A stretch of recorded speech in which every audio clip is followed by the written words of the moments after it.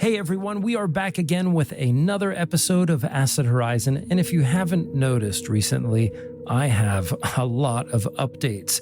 And to save myself and yourself the time and trouble of listening to all of them, I have compiled everything that you need to know about us and what we're doing for the next few weeks into a blog post that I will drop just beneath the show notes. That is my blog, Split Infinities. You can follow it, and sometimes I put blog posts and updates there. Today's episode with Emma Stamm on Mark Fischer and James Hillman went quite long. So what we did was we put the last 30 minutes on our Patreon account for patrons only. So subscribe now at the $5 level or above, and you can gain access to that after you listen to today's main episode. Okay, let's get right into our discussion with Emma, where we talk about James Hillman and Mark Fischer on Melancholy and Mania. Welcome to Acid Horizon, the theory podcast. Today, we're bringing together two thinkers who, on the face of it, might seem theoretically distant from one another, but are in fact entwined in a problematic we often highlight on the show. And I'm talking about James Hillman and Mark Fischer. Hillman is a post-Jungian depth psychologist and mythopoetic philosopher of soul. Mark Fischer, of course, is a British cultural theorist whose writings on capitalist realism and depression have shaped how many of us think about mental health under late capitalism. Today, our guest is Emma Stamm, a writer, researcher, and lecturer whose work on Fischer, psychedelia, and digital culture is helping to expand the conversation he started and the conversation that we intend to have today. And some listeners may know Emma from her contributions on Substack and Real Life Magazine, and from the Weird Studies Discord, another fine joint where philosophical inquiry meets a community of great imagination, and we're thrilled to have her join us. So in this episode today, we are going to ask, what does it mean to live in a manic culture? One that treats sadness as pathology and acceleration as the norm. What does Hillman's idea of melancholy as a soul-deep, imaginal mood have to say to Fischer's diagnosis of capitalist depression? Where does Fischer's vision of acid communism intersect with Hillman's therapy of ideas? And what kind of collective work might be required to turn depressive Hedonia into shared mourning, or private pain into political imagination? With Emma's help, we'll also revisit key questions. How do internal relations shape our psychic suffering? How does capitalist culture privatize stress? And what happens when therapeutic practice becomes less about fixing the individual and more about reimagining the soul of the world? So let's get into it. Emma, thank you for joining us on the show. Thank you so much for having me. I'm happy to be here. And Emma, we're going to use your presence today as an excuse to begin our promotion of the Durations Festival in Brooklyn. That's happening the first full weekend in October. The festival goes from the 5th to the 9th, but the events that we're involved with happen on the 8th and the 9th. First, Meredith Graves' panel on philosophy and magic, which will involve Phil Ford from Weird Studies, and I will be part of that as well. And then the following night, we have Jason Babak Mohageg and Reza Nagaristani with Acid Horizon doing an event called Five Gates. And I have to thank Phil and JF because they highly recommended you for this particular topic.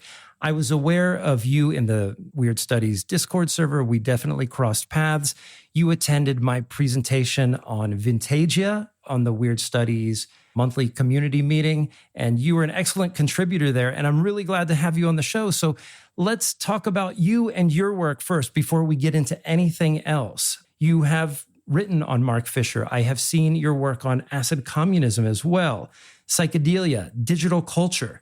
Could you just share a bit about how you first encountered Mark Fischer's work? What drew you to him as a thinker? And maybe as a way to get started, what do you see as something that's misunderstood about his legacy today? Sure. So I've been in the world of critical theory and cultural studies for over a decade. I really committed to this line of scholarship around 2015, 2016. And before his passing, Fischer was already a very heavily memed thinker. I mean, of course, that became more the case, sadly, on the occasion of his death. But because I was part of the very online critical theory, cultural studies world back a long time ago, back before Twitter became X and all that, and I was aware of the kind of work that he was doing, but his passing coincided actually with when I was beginning to write my doctoral dissertation, which was about psychedelics. And I was specifically trying to politicize psychedelic medicine and make some connections between the trajectory of psychedelic drug research and political economy in the digital age, sort of praising certain elements of psychedelic experience while critiquing the way it was framed in capitalist contexts. So there was quite a lot going on. But I read the essay on acid communism, which he intended as the introduction to a book that he never got to finish, right as I was beginning on this very long journey of writing my dissertation. And it was so important for me at the time because it brought together so many thoughts that I had about what the psychedelic actually is, as sort of like an ontology of the psychedelic. A lot of thoughts about the privatization of mental health that I already was sort of meditating on even before I found his work. And he articulates the idea of the privatization of the self and mental health so well. So that's sort of how it got started. And then once I began to read some of what he'd done, then I basically just read everything. I had the K-punk anthology and became something of a Fischer scholar, where I was doing my academic research, but then also writing for non-academic venues about Fischer's work at a moment where his work was becoming very, very popular. So it just kind of, it all happened at a propitious moment, I guess. In terms of what people misunderstand about him and his work, well, I one thing that I would want to say is about the acid communist notion, which is that it's really not about promoting a particular orthodox version of Marxism. And it's also not about promoting psychedelic drug use per se, although it's not necessarily not that. But his understanding of what acid is and what the psychedelic is much more nuanced than that. And earlier in his career, he was quite critical of drug use as a form of escapism. He has a very interesting piece on the K-punk blog that's in the anthology about psychedelic fascism, which is a concept he got from Stanley Kubrick, actually. So I think there are different levels on which you can read Fischer's work. And I would really encourage people to look at him not just at a surface level, even though he is much more accessible than a lot of the writers that he's read alongside. But to really, if they want to understand Fischer, also to really get to know the sources he's drawing on, because you'll be able to appreciate how many valences there are in his sentences and paragraphs. So we all know that the acid communism manifesto, if you will, is incomplete. And despite it being incomplete, there are many intimations about where that might have gone. All of us on the podcast have had our take on it. And I guess I would want to ask you, if you were to put a finer point on it, what is acid communism? What does it look like in practice? Well, one thing that I tell people when I start to talk about the acid communism manifesto and Fischer's project is that it was intended as a work of historiography. He was going to re-narrate the 70s up through the late 2010s, as far as I understand it, maybe the late 60s through the period where he was working on it, to show how the more radical dimensions of what we could just summarize as the hippie counterculture, the psychedelic counterculture, to show how those radical dimensions were suppressed in an active campaign by capitalist interests, especially in the UK and the United States, where basically the potential for a certain spirit, the spirit that you might feel in a concert, in a moment of psychedelic inebriation, literally or sort of more figuratively, is part of what holds together a movement that actually has the potential to draw people away from capitalist ways of thinking. So the acid communism project, as far as Fischer was envisioning it, was to show that whereas the narrative I think a lot of people subscribe to today is that movement was entirely vapid, and that it was just the boomers in their heyday doing LSD, listening to Pink Floyd and the Beatles, and embracing a one-dimensional understanding of freedom, that it did, in fact, have the potential to draw us towards a more pro-social economy. But that because it was so powerful, those in power needed to put the kibosh on it. So acid communism is an articulation of that spirit. It's saying that even though it's becoming more difficult to bring it to mind, it seems sort of like a ghost now. It seems like maybe it never existed in the first place, especially for those of us who never lived through the 60s and 70s, that there was something very, very real there. And it kind of pushes us to the limits of language, because there's this affective, this subjectivity component to it as well, which of course Fischer was very good at describing. But I suppose, so the acid communism thing is that it points out what was being suppressed.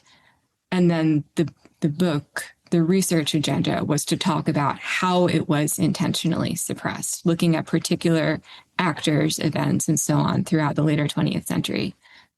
No, yeah, I think that's an excellent way to phrase it, particularly when it comes to you said the gambit of Fischer's work is, well, if the counterculture was so shit, why did so many state operatives, including police officers and entire economies, restructure themselves to try and destroy it, or at least diffuse its manifest potential? And when it comes to, as you talk about the psychedelic aspects, it's all about making our categories seem more mutable.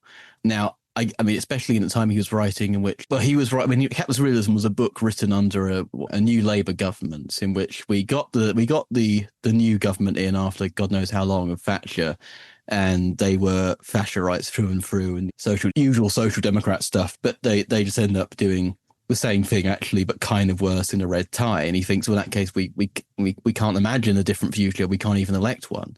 And I think it is all about taking a kind of flight from the kind of mania of everyday life into that mutability, because that also allows you to, I mean, this is why he loved the Xenofeminist Manifesto so much, because it was all about this sort of radical demand for mutability. If nature is unjust, change nature. And as you're saying, it's not psychedelic solely in the sense of a literal always inebriation. When he talks in his blog post about listeners for he calls it psychedelic reason, not just getting out of your head, but getting out through your head, kind of destroying the operating. So this was kind of something that he picked up from CCRU days, most particularly Sadie Plant and not the other guy, about essentially escaping the bounds of a particular kind of subjectivity, and which keeps you imprisoned in a certain idea of your own body, certain idea of your own capacities, through the ways in which capitalist production can't always fully contain the forces it likes to unleash. But yeah, and I think this is also a good point as well to talk about Hillman, because of, I mean, Hillman as a Jungian, he already thinks the psyche is collective, and that's why there's an easy kind of translation between the way how Fischer talks about the psyche is collective, and that's why he's always big into group therapy, the feminist conscious raising practices of groups like Big Flame from the 70s onwards, and in general the idea that actually this is an internalization of a social force. You're not broken. The world is actually broken, and you're a part of it. And as a part of it, you are in the internal psyche of a broken world. Yeah. Precisely. And as Craig pointed out, it's exciting to talk about Fischer alongside a Jungian thinker, or it's unusual to talk about Fischer aside a Jungian thinker, is what Craig said. And it's exciting because it's always seemed intuitively correct to me to think about the idea of a collective psyche through the lens of an anti-capitalist vision of psychology that really, really emphasizes how horribly privatized our understanding of the self has become, how atomized. But you don't often see those two frameworks being brought into conjunction. And I think especially on the leftist side, there's a lot of suspicion towards Jung. Jung is a thinker that's also been captured by the right, much more so than other descendants from Freud like Lacan. So yeah, there's a lot to talk about there. Well, I think we should actually do a little bit of an introduction to James Hillman, too, just so that we have both players on an equal footing on this field. And we've talked about Hillman on the show before. I'm not sure if people are skipping those. Actually, the Hillman episodes do quite well. But I think it's important to talk about who he is. We've talked about him as a Jungian, which Hillman would agree with. But I think others believe that he's either a post-Jungian, and there are many Jungians who disavow his work and think that what he's done was more radical.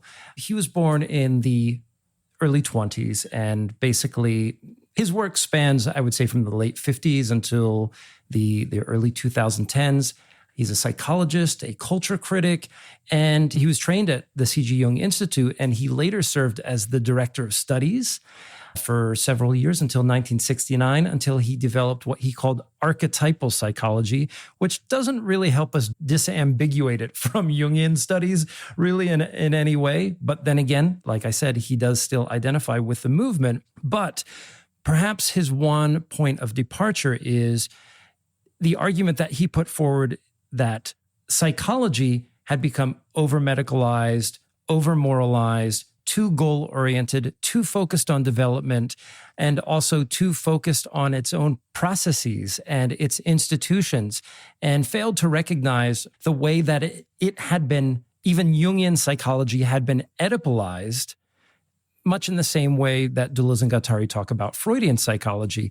And as Emma points out, we can certainly see that today with the influence of folks like Jordan Peterson, who have claimed Jungian psychology, and the followers and advocates of that strain of Jungianism are clearly interested in the sort of patriarchal dimension of that particular work. But the one thing that Hillman railed against was the monotheistic tendencies of Jungian psychology.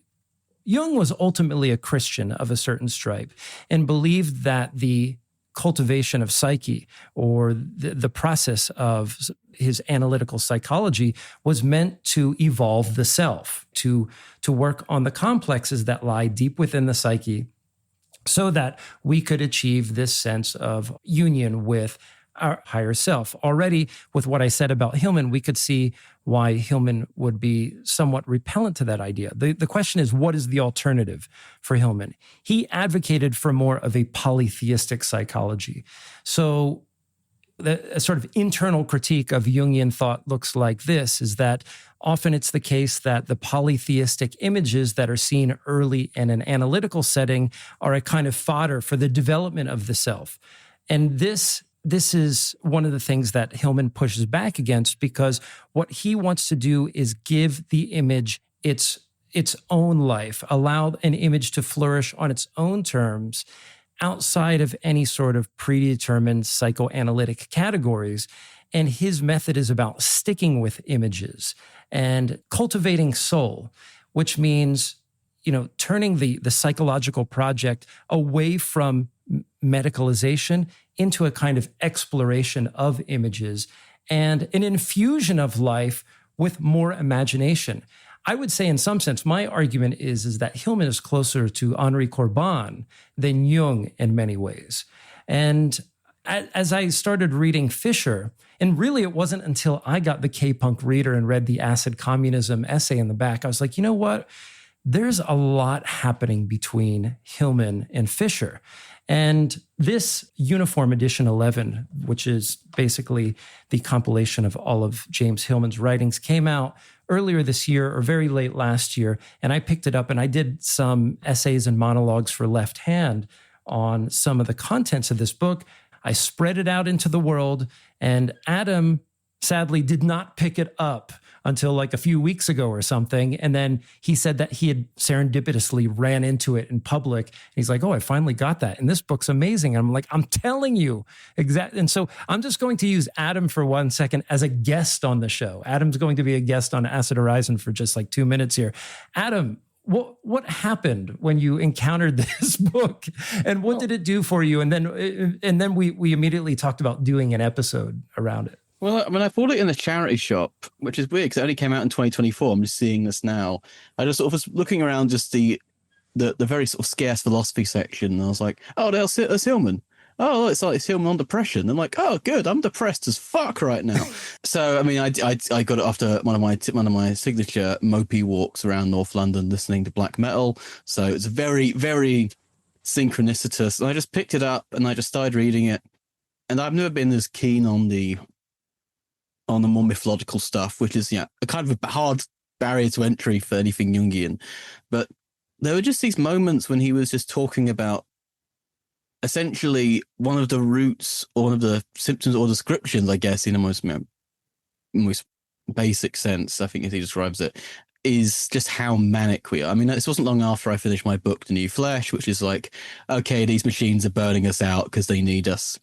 They need our kind of psychic energy to basically fill in the gaps between advertisements as you're infinitely scrolling through things and producing data, which is actually a form of labor, even though it doesn't feel like work because you're making metrics, commodities, posts, and the like. And when you're just talking about, for example, he talks about the acceleration of all psychic processes, the idea that we're more anesthetized now because, he talks at one point about an advert he sees that says, I don't have time for pain. It's an advert for painkillers. And anyone who lives in London or has been used to Tube recently or underground subway network will see that there's always advertisements for this one fucking iron supplement, right? That's like, are you tired all the time? All of the adverts, right, are constantly laughing at you. I mean, there was one of them that said, I remember it very well. It said, our parents got the housing boom, but we got vegan bacon that tastes like real bacon. And I'm like, wow, that's fucking sick. Or there was another advert that said, it was like an advert for Etsy and said, make house sharing survivable. And I'm like, so the housing crisis is a means. Okay, right, got it. Yep, cool. Right, got. I mean, England is very good for this because it is a place, I think, that's like most places, but we do it best. It relies upon a kind of misery as a mode of production. And when Hillman says, Hillman at one point talks about the idea of what was called then picture-in-picture TV, right? And we have that now where you watch something on like TikTok or something and there's like Family Guy funniest moments, someone cutting up a bar of soap in a quite satisfying way, an ASMR video, and then a newsreel all in the same clip. And I'm like, well, he's clearly on the beat of something here, and particularly when he talks about, I'll just read out this quote here. I mean, this is a quote from, it's page 38 of this volume. He says, there is a kind of verbal speed, or what is called a logoria, diarrhea of the logos. People keep voluminous journals and notebooks. Delusional systems begin to develop. Words lead to other words. ... A pressure is felt to get it all out and get it all down and keep up with the way that it's moving in the psyche. And most importantly as well, and a few pages later on, at page 43, he talks about how it's kind of the product of a culture that's also becoming very nostalgic. And he says this is a culture that hates youth. And enter Mark Fisher. I mean, I think Mark Fisher I personally think Fisher didn't go far enough on this topic. I mean, if you've seen the movie Children of Men, it's set in a Britain in which all migrants are kept in cages. Everyone is going basically mad. There is no future because there's been a global infertility crisis, and essentially youth has been abolished. What Fisher misses is the fact that a decent chunk of British society would be going, fuck yes! We've abolished the youth and we've put everyone in cages. So I kind of think that Hillman is a good way of looking into the psychological aspects of Fisher's own pessimism, but also, capitalist realism, there's also an oppressive realism to what both Fischer and Hillman are doing. So I thought, well, these two have to come into conversation because they were clearly within about, a barrier of maybe a decade, 15 years or so, were clearly getting into a similar malaise. And as well, because Hillman's non-definition of an archetype. I mean, the archetype's one of the big barriers to me, and I think a lot of people for Jung, because it's just a fixed category that one bloke in Switzerland picked out of a few books he read one time, and then they start applying it to everything. And you're like, well, this is just a kind of conceptual imperialism, because it is. But then what Hillman does is he suddenly goes, no, archetypes are defined by feeling, not by definition. Not defined. So archetypes are found in feelings, not in definition. And I was like, well, this is a revolutionary way of tackling this, because we all feel like shit, and therefore, and luckily, the things that are causing us to feel like shit are themselves imperialist. They are themselves the product of a global spanning system. So, in a way, the imperialism is therefore moved onto the other side of the concept in its origin, rather than it's in its origin in terms of its genealogy, rather than its purely conceptual application. And Fischer does talk about these kind of universal feelings in terms of horizons. I mean, not universal in a soft sense, but generally most people are feeling like shit most of the time. And the ones who aren't tend to be the ones either good for them or they're part of the problem. They're the ones cheering for the people in cages. Yes. Yeah. Emma, if I'm not mistaken, I'm sure you've read Jung before. This is your first brush with Hillman? That's correct. I was aware of his work and I'd listened to podcasts about the work, but this is the first time I'd actually read him. Really interesting, very readable. Really a pleasure to read. Yeah. Yeah, just a fantastic writer. Well, with that said, and your depth of knowledge about Mark Fisher, I guess we'll give the floor to you first on this. How do you hear the voices of Mark Fisher and James Hillman either speaking to each other on the topics of melancholy, depression, mania, or maybe even past each other? What stood out to you in your first encounter? Well, Hillman lives in a more enchanted world, necessarily based on his sources. So for our conversation today, I reread Capitalist Realism for the first time in years, which I had read through multiple times when I was in graduate school. But moving from reading Hillman to Fischer, the affect shift is palpable. And neither of them are talking about topics that are particularly happy. I mean, of course, the Hillman text we read for today was on melancholy. But you have the sense that Hillman is living in the world that he describes, whereas Fischer's is standing at a remove and calling it as he sees it. But he's more, I suppose, he's a theorist and a critical theorist of a sort, whereas Hillman is not.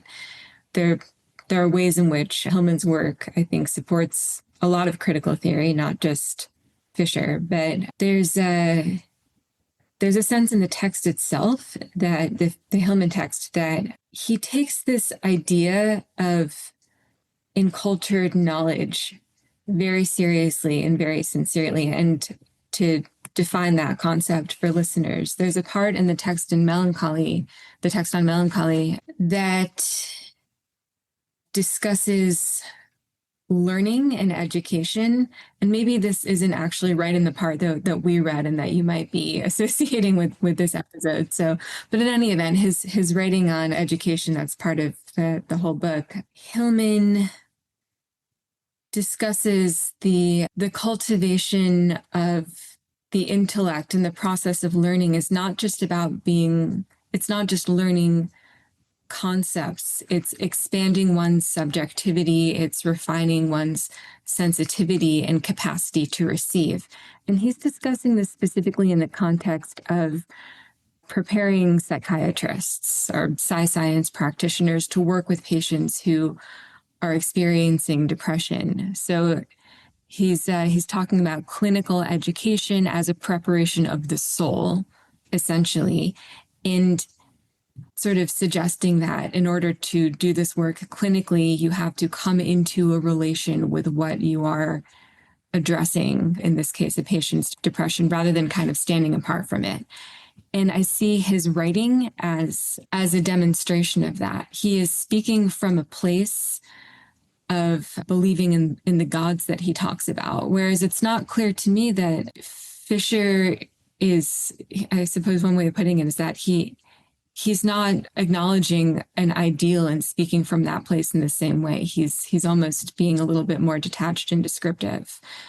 So I suppose that's a comment on the how of how they write, but I think that it has implications for the content and the point as well. Where they meet, of course, is in this idea that our pain is not our own. Our pain is the pain of the world. Depending on your politics and your philosophy, you might say that one is more radical than the other. I actually see Hillman as being more radical because he puts it into a metaphysical register, even if it's not explicit. But I really do think that he sees literal belief in things that can't be proven by science as a part of the project, whereas Fischer is more of a materialist, so perhaps more politically radical. The implications for Fischer, I think, have more to do with political practice, and for Hillman have more to do with spiritual and clinical practice. So there are these practical differences that we could tease apart as well. I think the one thing that is important about Hillman, and one of the ways that he challenges my sort of dominant metaphysical or ontological predilections, insofar as they were cultivated by reading like Deleuze and Guattari and post-structuralist thinkers, is that with Hillman, you get a return to a sense of innerness, inwardness, he calls it, but he does so in a way that doesn't make recourse to a familiar notion of interiority, because I think what he's trying to head off is the sort of bourgeois, he even uses these terms, the sort of bourgeois individuality and the interiority that has been brought about by capitalism, and the way that is ontologically underpinned, I mean, not only by real economic structures in society, but also the ideas that we share about ourselves. And he uses this brilliant metaphor about the archipelago, that each one of us is an island. This is true, and it seems as if we are individuals. And the tendency is to get lost in a kind of nihilism or solipsism about being remote from one another. But that image doesn't go far enough, because the way that the islands are commoned is through the sea. And in Hillman's work, the sea, the ocean in particular, in the writings on Melancholy and Mania, they constitute this horizon of commonality. And in Hillman's own work, he admits that it was even the water, this kind of aqueous imagery that even drew him into therapy in the first place, that he had dreams of drowning and being sucked underwater, and it would cause him great anxiety. And then at one point he realized in the process of therapy that amidst being caught in the undertow, as it were, that he could breathe underwater. And this then created a new sense of affect for him. And he basically enacted a therapy that had its roots in developing this water imagery. But I really like the example that he uses regarding Heidegger, too. Heidegger talks about how a bridge doesn't just unite two banks of water. We might imagine a bridge between two islands, but the bridge as an extensive object also creates a break between them. It affirms their separation. And although Hillman uses the word inward, I would like to use the word intensive in the sort of Deleuze and Guattari way to talk about what Hillman is doing. In the absence of the bridge, we have an intensive relationship with each other as islands. And once we understand that, and we can, on his terms, deepen or cultivate soul, enter into psyche, as he says, it's in that space that we can remain as islands, ontologically, so to speak, but cultivate the intensive relationship surrounding them. He even talks about this in terms that Deleuze and Guattari might discuss, incorporeal transformations, when he talks about a marriage. So, for example, two people are dating, they're engaged, they're together. At the marriage ceremony, a kind of event occurs where they, as individuals, maybe they are constituted as capitalist subjects. They're sharing the bills, they're sharing the expenditures and so forth. But it's in the event of marriage that shared affective relationship becomes more metaphysical in some ways. You may kiss the bride, or I now pronounce you man and wife, or what have you. It creates something that wasn't there in the external world, but it has this sort of intensive dimension or quality to it. Well, I think there is a distinct two different spheres of radicality. Emma, you're right, particularly regarding metaphysical and the political, because I don't think Fischer's metaphysics is particularly as radical as his politics. Absolutely, a lot of it. I mean, I don't necessarily think he does. That's because he's not a metaphysician. He hasn't developed much metaphysics, but it does seem to be, for the psychedelic stuff, it just seems to be input plasticity because Spinoza, blah blah blah. Then eventually we get to do the collective work of conscious raising and communism. Whereas what Hillman is doing is, as you're saying, there's something quite sad about being a subject or being a psyche. And it all comes down to this kind of metaphysics of, I mean, ultimately motion, of speed. When it comes to, I mean, in terms of the gods, he says at one point we have a mercurial relation to the idea of cleverness. To be clever is to be quick-witted, whereas to be so-called intellectually disabled, by using the ableist category, sometimes people are described as slow. And you can tell with the manic culture that we think going faster is smarter. Which is a view that has absolutely cashed out in LLM-driven nonsense. Whereas, it can do it really fast, therefore it's really smart. Or the quicker one can have an answer, therefore the smarter it is. And of course, even to turn back to Fischer's experience in the British sort of healthcare system, and especially the welfare system, the quickest answer you usually get is no. But there's not usually the smartest answer you can get. And there's definitely a metaphysics here of slowness across both. I mean, we dealt with this in Anti-Oculus. This is why so many social movements are quite occupying space and holding it and obstructing the flows, not only of capital, but even the flows of psyche. You're not really allowed to stop. You're not allowed. I mean, if you look at the standpoint of labor, you have less money and things are more expensive. Therefore, you need to move around to earn more, intensively or extensively, on the computer or by moving about as a Deliveroo driver or something. You move through circuits which record you, which you spend in, which produce data, which produce circulations of capital. That has to be faster and faster because you have a fire under your arse the entire time because you're more precarious. And I think this is where someone like Bifo Berardi actually picks up both Fischer and Hillman, for example, in his most recent book. Yep. Which is why it was it wasn't surprising finding Hillman in the Bifo book. But I was like, yeah, this makes sense. Why wasn't this done before, in a way? Because for Hillman, it's like he has to treat psyche as a substance that is being, as he says, it's being accelerated. And if we want to take it out of the clinical scenario in which the free association is at, I mean, you're not being told to speed up your free association. Unless you're you've got a Lacanian therapist and you're like, well, they're going to stop this in about 5 minutes, so I might as well free associate as fast as possible because it's going to cost the same either way. But typically in a therapeutic space, there is something that you carve out where you can take it at your own pace within the limits of 50 minutes to an hour, but that's still a lot more time of slowness than a lot of people would get. I mean, previously it would be, I guess, in religious terms, like the Sabbath, no working on certain days. Whereas now, I'm not saying we need to go back to a particularly theocratic order, but there was at least some time at which you could put all this shit down. Whereas now it is an incredible acceleration of psyche. And I think one of the ways, for example, that Bifo unites both of them is by saying that, yeah, there was an energy here and it's exhausted. And this is why Hillman would come back in and say, this is why we need to turn to a psychoanalytic concept from Klein. And that's the idea of the manic defense.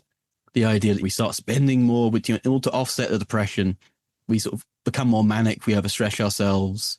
I am definitely not speaking from personal experience, in order to avoid the crash out. Because if you stop moving, you're not part of the rising tide that lifts all boats, as Reagan would say. And essentially, if you stop moving, you stop being a person.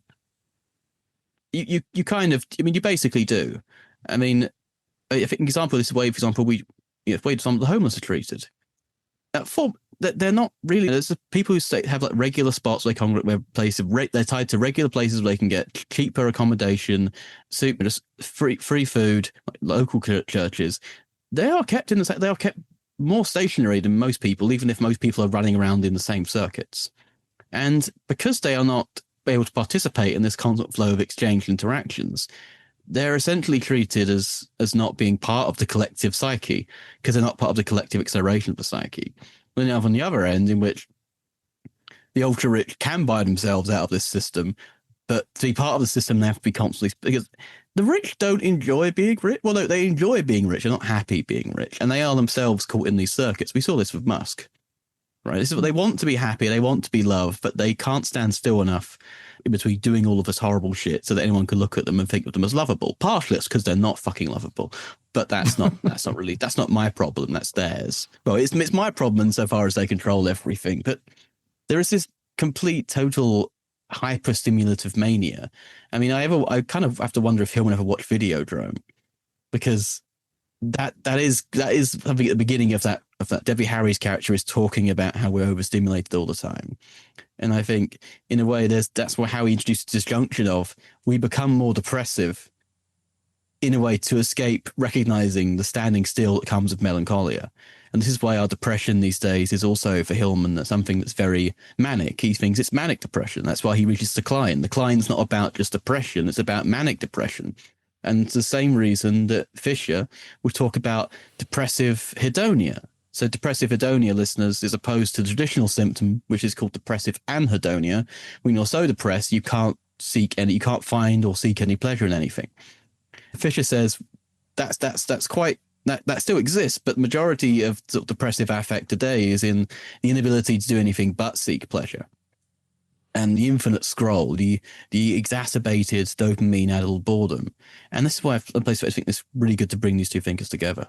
So, Adam, you're talking about Quit Everything. That's the Bifo text you're referring to. Yeah. It was very speedy of Bifo if he wrote another book in the interim.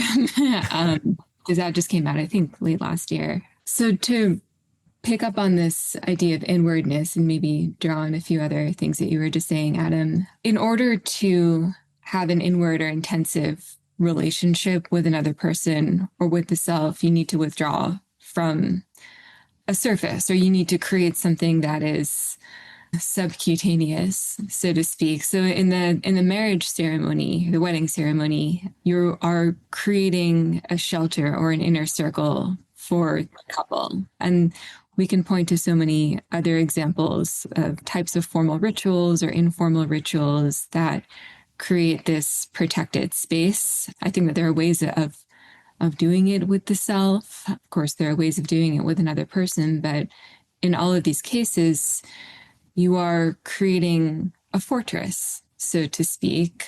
And anything that is within a fortress, it will not be so easy to extract and put into play, put into circulation.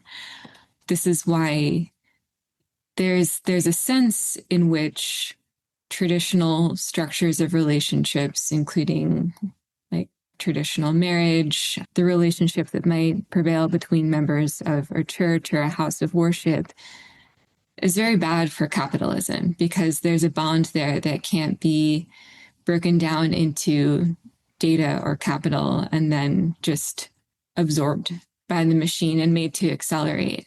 And so many thinkers, Berardi is one, Fischer is one, Byung-Chul Han has written about this in all sorts of different books. He's written like 500 books by now, I think. This process creates a condition of exhaustion or burnout. Berardi and Han would both use those terms. And Fischer also picks up on this idea of just, he might not use the phrase burnout in the same way that Han does, or exhaustion the same way that Berardi does, but of the soul being worn out, so to speak.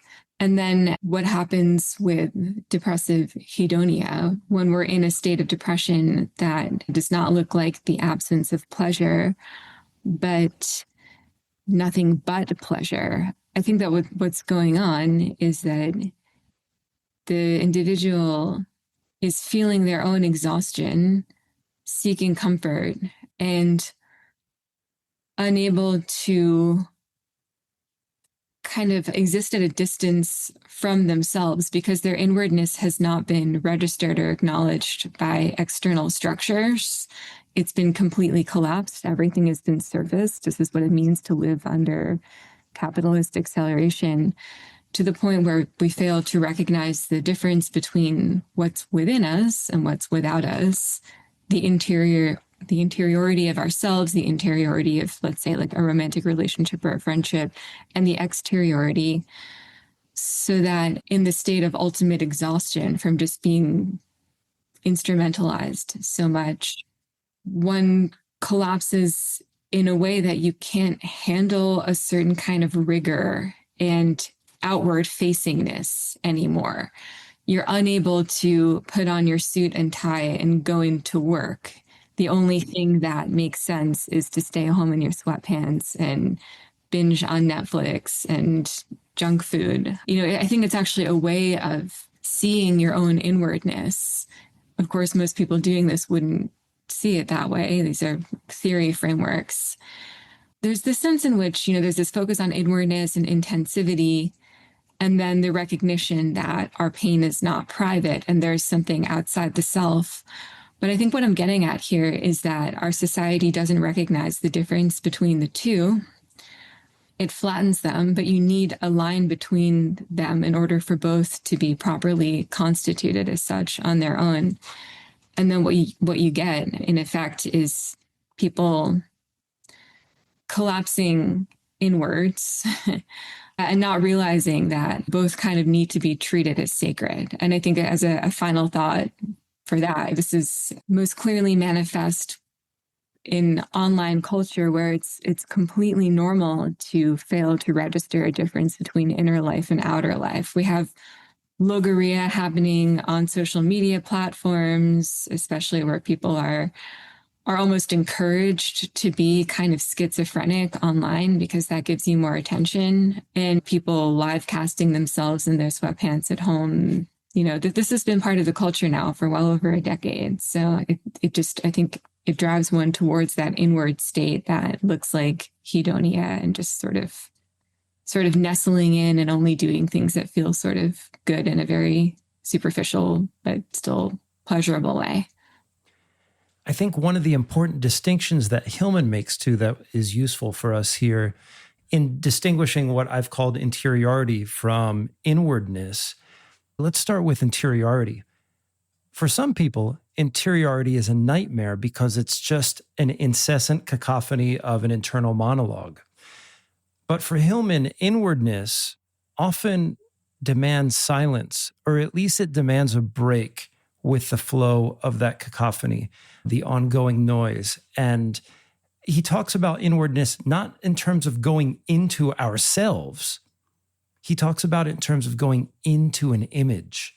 So when an image comes up, can you go into that image? Can you inhabit it?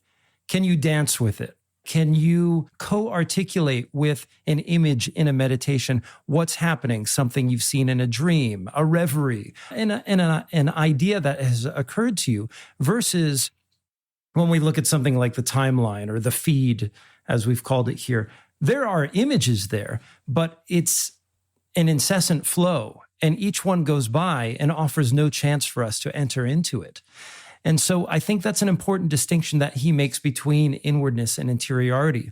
And we've been using the word revolution we actually use the word radicality to determine who's more radical, Mark Fischer or James Hillman. But in one of the essays on Melancholy or Mania, Hillman says that the revolution for subjectivity or anti-interiority or anti-subjectivity begins with being able to make that intervention into the manic flow, to peel back its mask and show mania for what it is.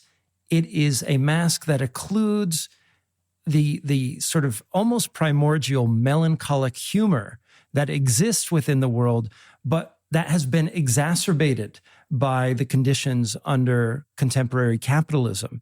And so mania then becomes this kind of crust whereby we cannot see melancholy. And part of Hillman's metaphysics or ontology, if you will, he believes that melancholy exists almost cosmically, that it is part of who we are. It constitutes us. Sadness is one of the alchemical humors for him. But maybe that brings us to another point in the conversation here, because one of the things that Hillman wants us to do, as I said, is inhabit these images, articulate them, see them almost as entities unto themselves.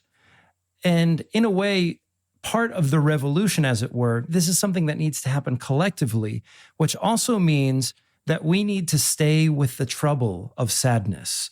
We need to stay with the trouble of melancholy. And it's okay to be sad. It's okay to put the brakes on the manic movement for a moment and just stand in acknowledgement of this deep well of melancholy that we're all feeling. I mean, logically, both for Hillman and Fischer, this is constitutive of the collective or the collective psyche. So maybe I'll turn to you again, Emma. How are Hillman and Fischer asking us in their own way to stay with the trouble? Or maybe, since we did talk about Hillman already, maybe I'll ask you this. How do you think Fischer is trying to stay with the trouble? Well, I think first by pointing to the very practical ways in which depression has been framed as a problem of the individual. I think he really wants people to understand that this is not an abstract matter, but it's writ concrete in mental health care systems, in our discourse, in the drugs that we take to modulate our brain chemicals, all of that. Just by pointing to the contingency of the world that we live in, because we could have had a different world where melancholy was not framed in these privatized terms that effectively turn it into depression, to borrow a framing from Hillman, where he makes that distinction between melancholy as being a collective condition and depression as being a private condition, to summarize it.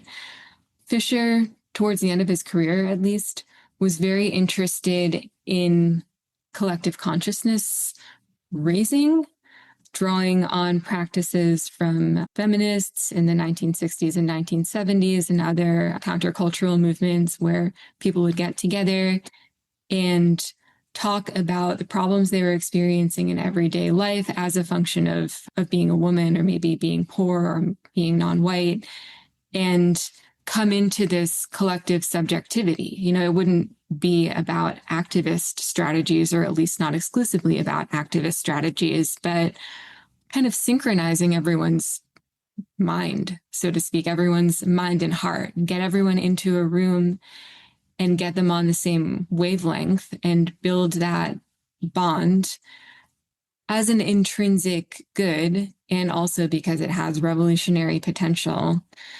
Fischer wants us to come into our sadness together, to really not to seek to transcend it in this very, like almost biopolitical sense of we need to all get together and be happy because it's bad to be sad.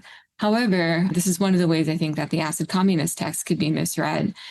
There's this idea that if we do that, if we come together and allow ourselves to be sad together, and just simply do that, not do it to try to cure it, but just to kind of collectively grieve, almost have something like a funeral together, a global funeral. If we do that, the very act of coming into communion, though, there's something joyous about it, even if we're doing this to acknowledge our grief and our pain, and we're not trying to heal per se, that simply by being in the same room together, and I mean maybe literally the same room, feeling each other's energy, feeling each other's physicality, listening to the same music at the same time, that there's an alchemical dimension to that, where you almost kind of can't help but transform the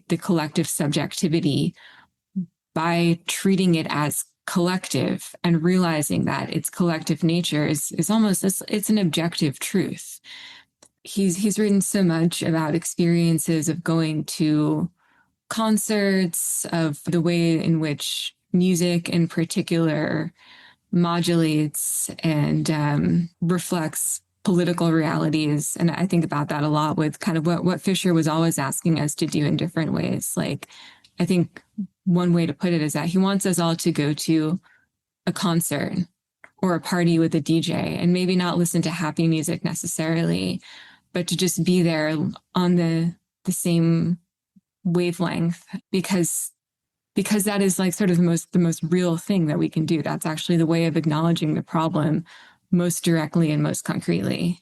No, I think this idea of being sad collectively, I mean, at least from my experience in the recent years in certain kinds of organizations, is that it is really hard to be sad collectively, but that is kind of what we need. I mean, our friends over at Red Medicine podcast, they've started this they call it the anti-self helpline. They're asking people who've basically been burnt out from organizing, just write in and just say how you feel, and just feel we can feel bad. There's actually been quite a few new podcasts on the British left about, man, we all feel like shit all the time, and it's similar because mostly because we keep losing, but also because it's the framing of doing organizational work is sometimes it's a collective, but it's a collective of individuals who can or who could be doing something else, basically. You know, you're called to it usually through the online space. We hear about actions and meetings and the like through individualized mediator. That is the account. The account is your individual, like be it Twitter, be it Blue Sky, be it all of those together, be it your bank account, be it your fucking loyalty card account, and you use to get discounts at the supermarket. You are divided into many different individualizations of yourself, and those are called accounts. The you beyond that, the capital society doesn't give a shit about that, because use value only exists as bearers of exchange value, and that's the only use you have for them, unless they're going to literally devour your flesh, which in which way things are going, probably. But they'll sell it before they eat it. And in terms of the idea of being sad together, a lot of the times I've been like, it's hard to be sad collectively in sort of organizing spaces, because we feel a kind of conscience duty of hope. Even if we don't quite think what we're going to be doing is going to work or worth it, we kind of are mostly coming to this as individuals being like, well, I've got to do something, because on my individualized account, I've been watching the most horrific things more around the world at once, and something needs to be done. This is part of the way that revolutionary desire is co-opted to some extent in that mania, because you can't treat you can't look inward at all. Even if this stuff is making you depressed, you know, acknowledging that depression is going to be part of acknowledging how bad things are. But if you can't acknowledge that depression because well, I need to be doing this, I need to be going to this, need to be sending this email, this email. There's no way of reflecting on it, not even collectively, because you're a bit afraid that you don't want to, you don't want to hush the hope, even if sometimes we kind of need to be a little bit hopeless, and sometimes that hope is actually just a carrot on the stick that keeps us doing things which probably don't work. But at the same, it's the affect of mobilization, I think, can often be the same as the affect that demobilizes us, because it is kind of a manic defense against. Listener, you've probably heard our last episode by now. Like, come on, it's on the Gaza genocide. You can scroll infinitely and have your affect modulated between cat images, dead children, pornography, memes, and the ongoing rise of fascism. I like to say it at the speed of desire. Mm. That is not good for you. That's not good for. We don't have to be humanist about this. That's not good for anything that has anything to do with its psyche mediated by language. And there we go. We can be we don't be landed about it, because. Again, to talk about Nick Land actually in our Lex episode, which is with the guy from Up Against the Wall, motherfucker. So that's a preview of our next episode with Ben Moria. But this is kind of the general thing of the affects of actually feeding into the political here, because without this inwardness, we can't even be sad together. Usually our way of being sad together is, well, we don't. We just go home and like, oh, this is all pointless. I'm not going to do any org work or anything. I'm going to pull back from this, work on myself. But myself isn't just my problem. That's kind of the problem. I mean, we're so conditioned to think in terms of the future and progressive change over time. This is part of the capitalist realist mode. We've all grown up in a society where the assumption is that the future is going to be different from the present. I mean, up until, I don't know, maybe I was part of the last generation to have this idea that the future is going to be better than the present.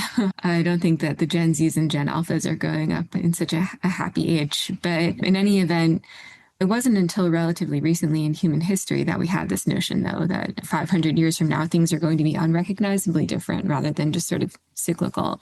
And this has penetrated down to the very core of the way we think as individuals and collectively. And I mention that because certainly when we are with other people, especially if they're not close friends, family members, partners, I think we have a largely unconscious ethical sense that we cannot come in front of another person and say that things aren't going to change or that things are going to get worse, because it makes us very uncomfortable to make other people unhappy or to think that we're making other people unhappy.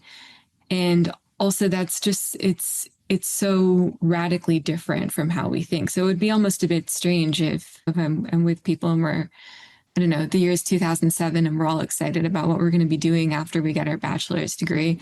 Spoiler alert, we're all going to be unemployed and miserable. But you know, if I were to go in front of a group of my friends in that year and say, we're probably having a better time now than we will when we're 30 or whatever, or things aren't going to be very different. We're not going to feel very different types of feelings. The world's not going to be very different. We're still going to be addicted to social media, which was even true back then. So with respect to what Fischer wants us to do in particular, and what might be, I'm not going to say the best, but maybe the truest thing to do, the most honest, is to come together and have something like a scapegoat, not in the Girardian sense. The word scapegoat is kind of got to be careful these days, but have a scapegoat for your misery, which is why I like the idea of coming together at a concert or around an artwork that can be the objectification of a certain kind of feeling. It doesn't have to be a black metal band. It doesn't even matter what the kind of music or the kind of art is. I think there's a melancholy to art in and of itself, even if it's happy artwork. Just the very fact of making art, I think it expresses inwardness in a way that it speaks to the muse of tragedy. So that allows us to affirm our own sadness and futurelessness without having to be so direct about it. Emma, I hope you can spend maybe, 20 to 30 more minutes with us. Do you still have time? I do, yeah. Because what I would like to do at this time is take the conversation behind the paywall, as we do. And yeah, just to give something else to those who support us.